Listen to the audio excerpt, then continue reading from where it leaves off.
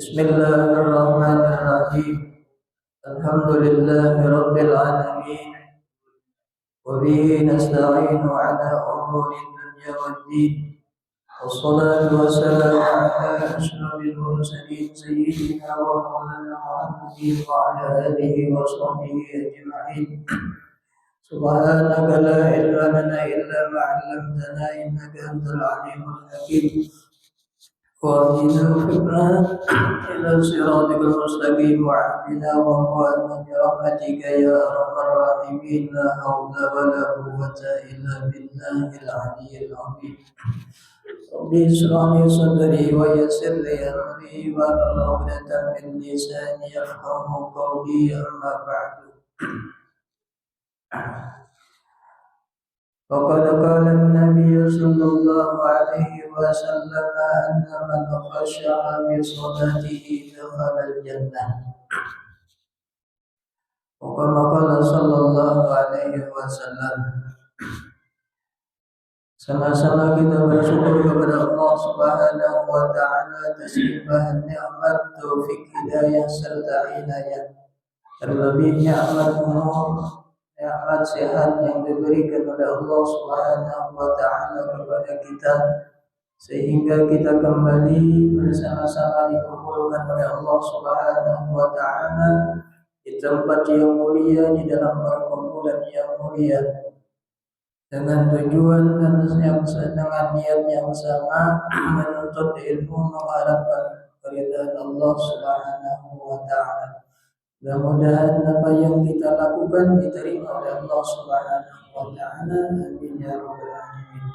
Salawat dan salam selalu tercurah kehadiran junjungan kita Nabi besar Muhammad sallallahu alaihi wasallam beserta keluarga, sahabat, zuriat dan pengikut-pengikut beliau dari dulu sekarang hingga akhir zaman.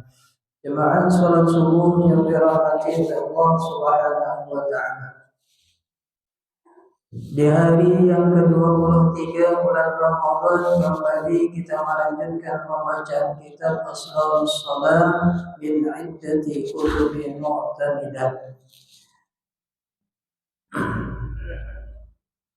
Subuh semalam kita sudah membicarakan tentang salah satu kesempurnaan daripada takbiratul ihram, di mana kesempurnaan takbiratul ihram itu adalah yang pertama semalam takbir dengan takbir yang sudah ditentukan atau yang jazam.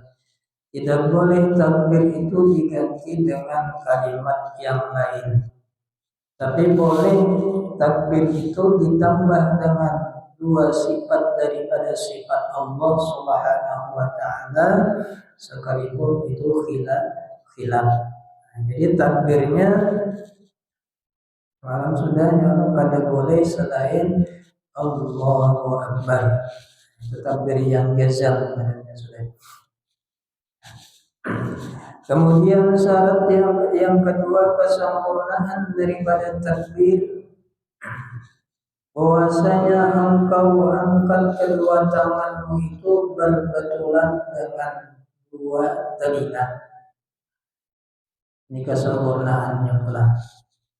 Jadi bukan syarat wajib lah. Untuk sempurnanya takbiratul ihram itu kita angkat kedua tangan kita dengan berbetulan atau berpintangan dua telinga kita. Ini yang berpintangan ininya telunjuk kita lagi ini. Ya kayaknya. Tapi kalau usah diukur juga, tapi pas katanya. Kalau usah diukur berapa? Melihati kita kata kamu juga ini macam yang diukur ada. Saya dirasa aja kira-kira nih telunjuk jari kita ini pas karena sudah lewat ujung telinga, daun telinga di atasnya ini. Itu berbetulan adanya pintangan. Itu guru kita mengajari ya takbirnya Allahu Akbar. Nah ini pas Nah, artinya pasnya ini dengan zon, dengan sangkaan hati kita. Kira-kira sudah pas kata. Seandainya pun pada pas kan usahanya diri hati tadi. Kan usah dicanangi. Ya, jadi ujung telunjuk ini lah. Nah, ibu jarinya di bawah telapak kaki. Nah, sehingga bentuknya pun kayak ini, bukan kayak ini. Nah, ada kayak ini ya. Jadi kayak ini modelnya. Kada dirapat. Dan posisi jari kita pun ininya jangan rapat kayak ini, jangan juga jarang benar. Ini jarang benar ya Allah. Ini anak pepanca aja. Jadi rapat kada jarang benar kan. Terbuka sedikit jari-jarinya. Jangan jarang benar, jangan rapat benar juga. Kemudian lagi kedua telapak tangan ketika takbiratul ihram itu menghadap kiblat. Yang ini, enggak ini menghadap telinga kan? Jadi ini menghadap kiblat. Kedua telapak tangannya mendadak, ya udah mendadak. Tapi orang mendadak juga ya. Angka ini mendadak ya.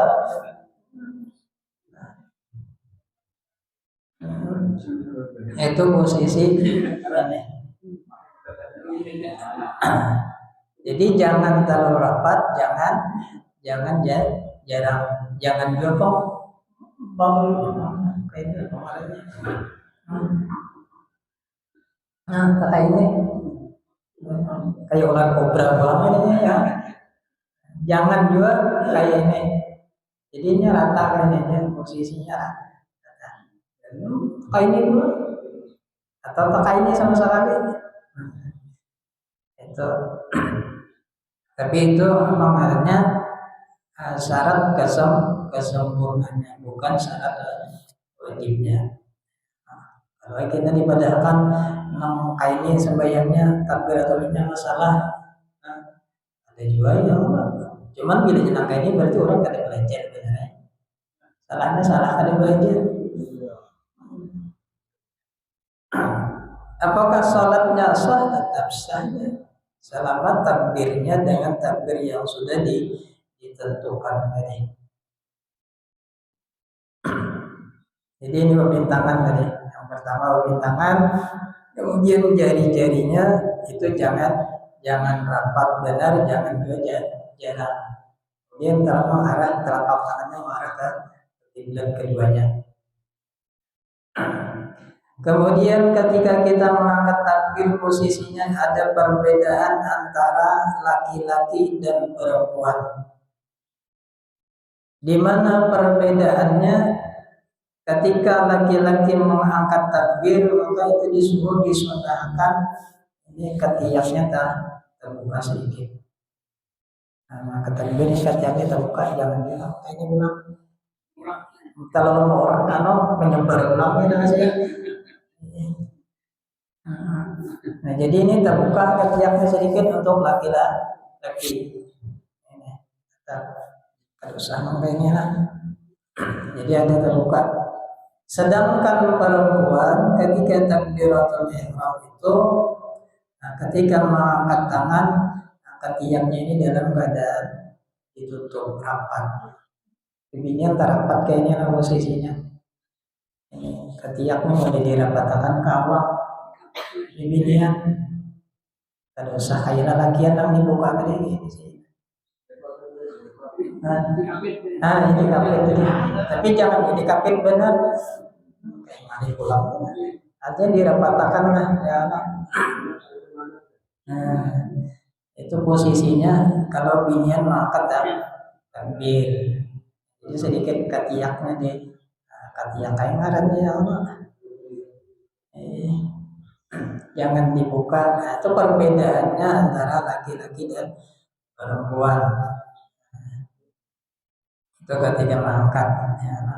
Sama halnya ketika ketika sujud itu antara laki-laki dan perempuan, nah, itu ketika sujud pun kita ada perbedaan. Nah, ada perbedaan tadi. Nah, jadi itu mengangkat tangannya berbetulan dengan dua telinga. Ya. Nah, kemudian tadi jari-jarinya dibuka, didatangkan sedikit, jangan juga dirapatkan. Kemudian tangan, nah, ketika mengangkat takbir tadi ketiaknya untuk laki-laki dibuka, bibirnya dirapatkan.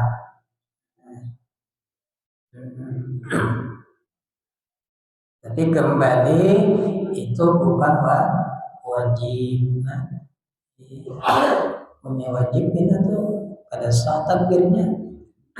Nah, wajib itu adalah lapas takbirnya. Allahu Akbarnya itu. Nah, kalau kada boleh diganti, ditambah boleh, diganti kada boleh.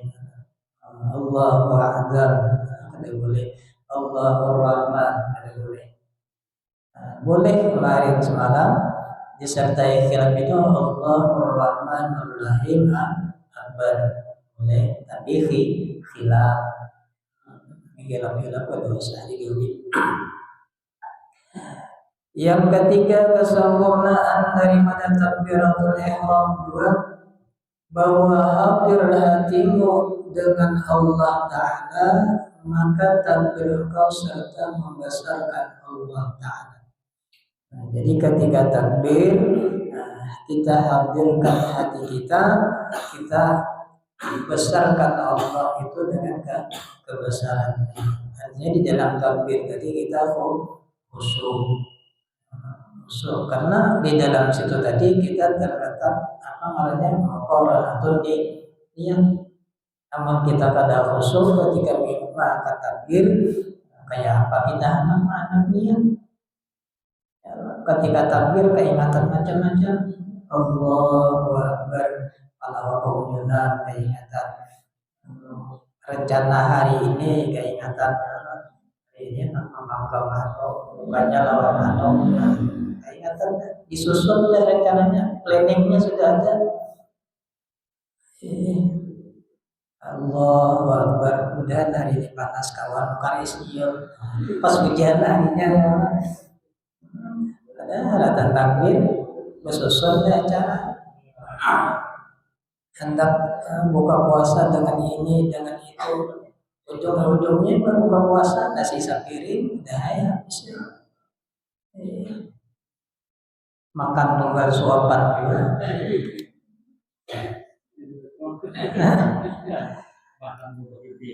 Makan menjadi piring.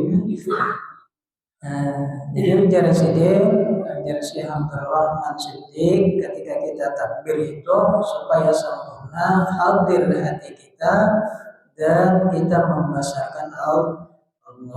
Makanya kan di syarat di antara 20 syarat takbir semalam kita disuruh dengan khusyuk dan dengan khudu. Artinya kita menghinakan diri. Ketika takbir itu kita yakini bahwasanya yang maha mulia benar-benar Allah, yang maha besar adalah Allah.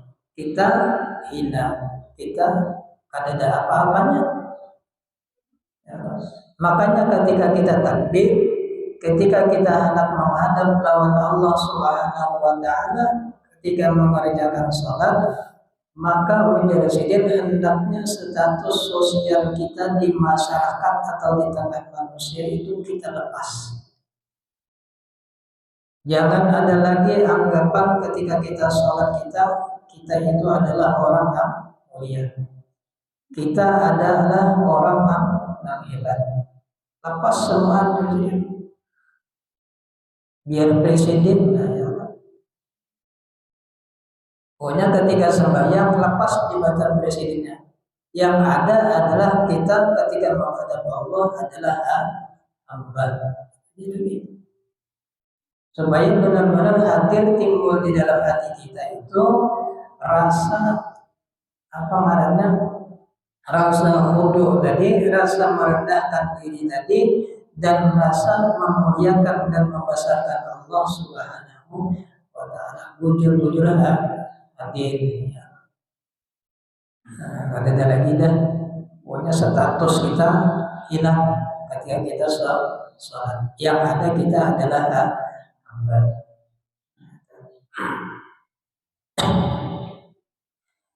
Karena ujar Nabi sallallahu alaihi wasallam, "Man khasha'a bi salatihi dakhala al-jannah." Barang siapa yang salat yang khusyuk di dalam salatnya, maka balasan pahalanya adalah surga. Wa kharaja min dzunubihi, dan keluar ia daripada dosa-dosanya.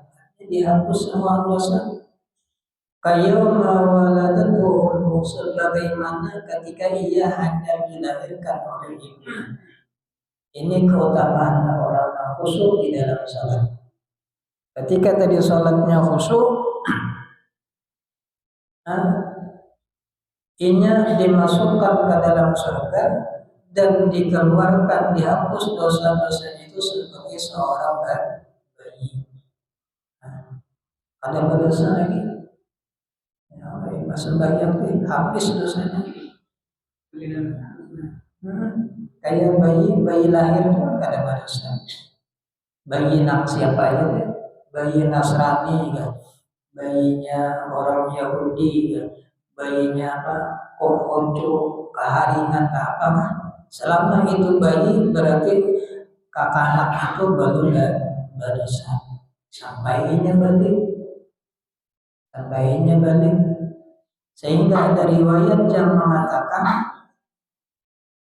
anak-anak yang wafat atau meninggal sebelum balik, yang orang tuanya itu tidak beriman kepada Allah Subhanahu wa taala, maka si anak tersebut akan dimasukkan ke dalam surga.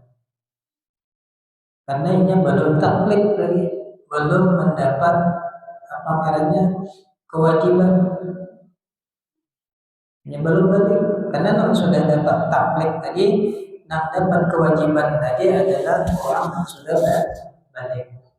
Tapi mungkin di dalam riwayat itu kayak bukan anak orang non muslim itu, apabila ia meninggal dunia sebelum balik, ini kini di dalam surga menjadi pelayan bagi orang-orang yang beriman. Masuk surga juga, cuman ini melayani orang-orang yang muslim. Artinya melayani lah ya. Tapi tetap masuk surga. Nyaman juga. Sedangkan orang tuanya ada tak bisa. Apakah pertanyaannya itu, apakah anak-anak yang masuk surga itu karena kita memberi syafaat kepada orang tuanya yang lain yang pada seiman? Anaknya masuk surga, kuitannya kan ada kawanlah anaknya menolong.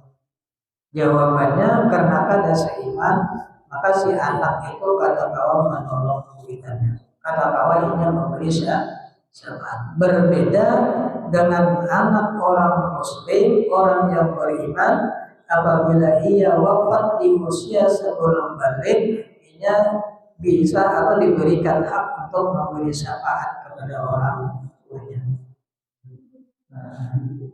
Makanya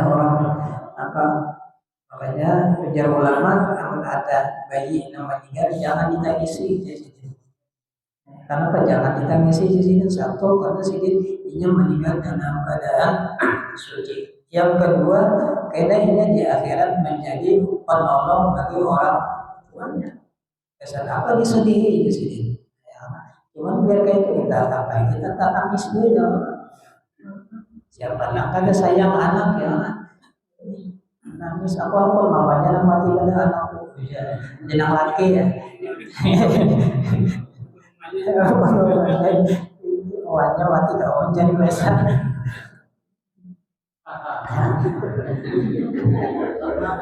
Jenang ini juga sama ya, apa abangnya, baik abangnya aja. Jenang bulan biasa ulang. Allah ya. Kalau dibagi. Nah, jadi hudur hati tadi khusyuk ketika takbir, ya kita takbir sudah khusyuk. Dan adapun kesempurnaannya berdiri itu di dalam 3 perkara juga. Yang pertama, bahwa engkau jadikan pandang matamu pada tempat sujudmu. Dan kedua, bahwa engkau jadikan hatimu serta Allah. Dan ketiga, bahwa jangan berpaling engkau ke kanan dan ke kiri. Sedikit. Kesempurnaan salat yang selanjutnya adalah ketika kita berdiri betul. Ini susunan cilik ini ya Allah. Pada berdiri ini sebelum takbiratul ihram. Kenapa jadi di sini?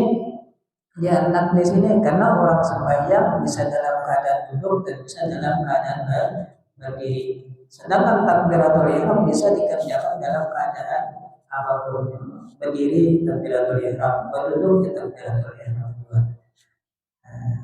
Ini di pandangan sidin yang berdiri. Jadi ujar sidin bila berdiri, yang pertama pandangan mata kita itu kepada tempat sujud. Ke muka bahasanya. Jangan ke atas, ke bawah, jangan ke atas, ke kiri atau ke kanan. Lurusnya ke pasahan. Tujuannya apa tadi? Supaya hati kita ini terkoneksi atau usul dengan apa yang akan kita lakukan. Supaya kita ingat Allah tadi. Yang kedua adalah hati ulangannya khusus ulang. Zahirnya sudah ke tempat sujud, kemudian hatinya menghadirkan atau merasakan akan Allah Subhanahu wa Ta'ala. Ya, yang semalamnya bilanya datang sembahyang itu merasa dilihat oleh Allah. Wa illam takun yarahu wa innahu yaraka. Jika engkau ujar Nabi kadang awal merasakan kehadiran Allah, kadang awal melihat zat Allah, maka yakini bahwasanya Allah melihat kita.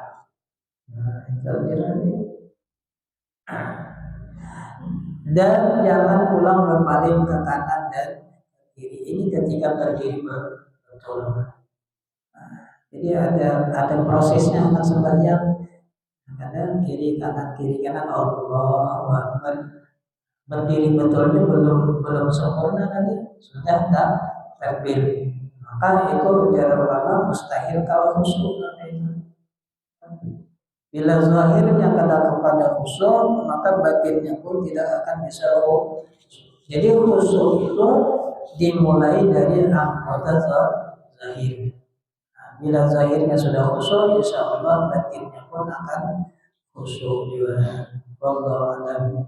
Ya, saya mencoba membacakan, mudah-mudahan ada manfaatnya bagi kita berada. Insya Allah kita lanjutkan malam besok. Kemudian banyak umur.